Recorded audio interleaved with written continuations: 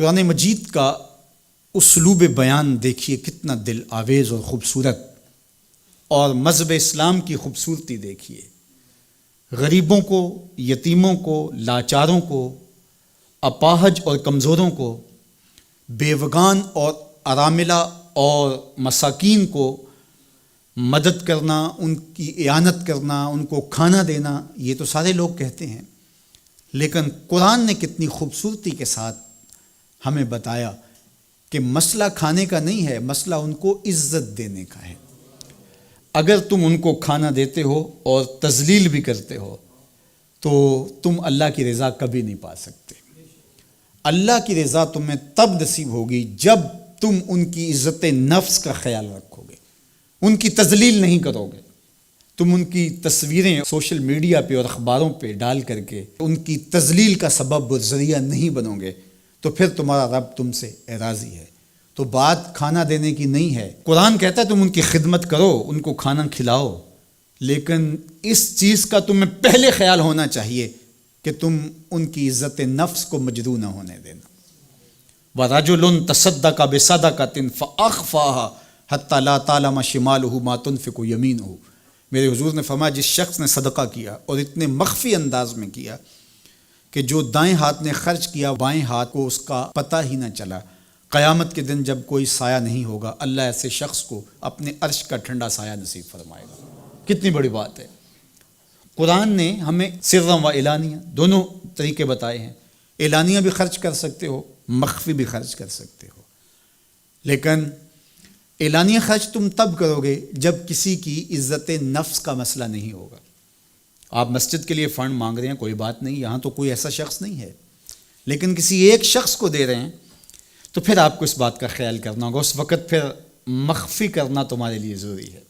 اسی طرح اگر تم ترغیب کے لیے کر رہے ہو تو کوئی بات نہیں ہے، لیکن اس میں بھی تم یہ خیال رکھو کہ ترغیب میں بھی کسی کا دل نہ دکھنے پائے، کسی کی تصویر نہ آنے پائے۔ ترغیب دلانے کے بہت سارے طریقے ہیں، لیکن ترغیب دلانے سے قبل اپنے دل سے سوال کر لو ترغیب کے پیچھے چھپی ہوئی کہیں ریاکاری تو نہیں ہے؟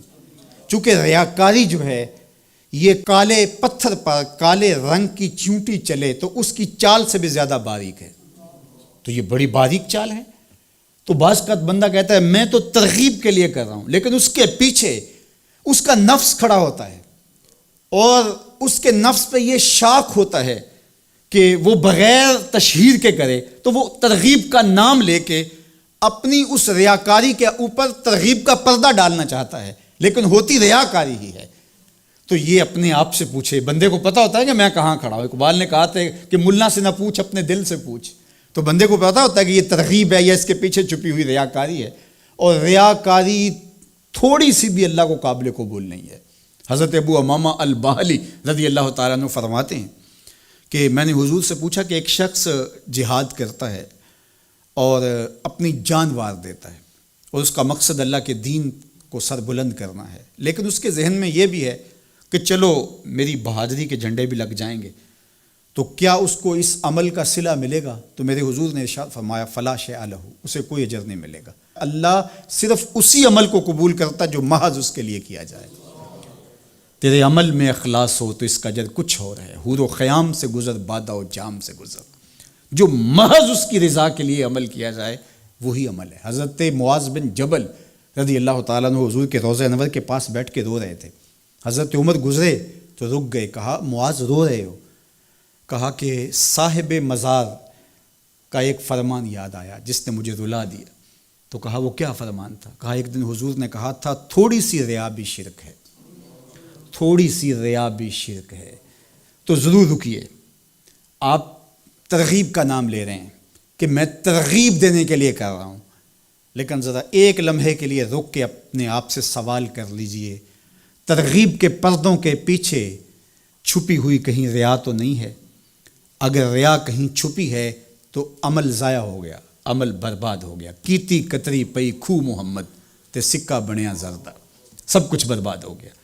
اس لیے محض اس کی رضا کے لیے ترغیب بھی اگر آپ کی نیت ہے تو اس سے قبل اچھی طرح اپنے آپ کو جانچ لیں کہ ہم کھڑے کہاں ہیں۔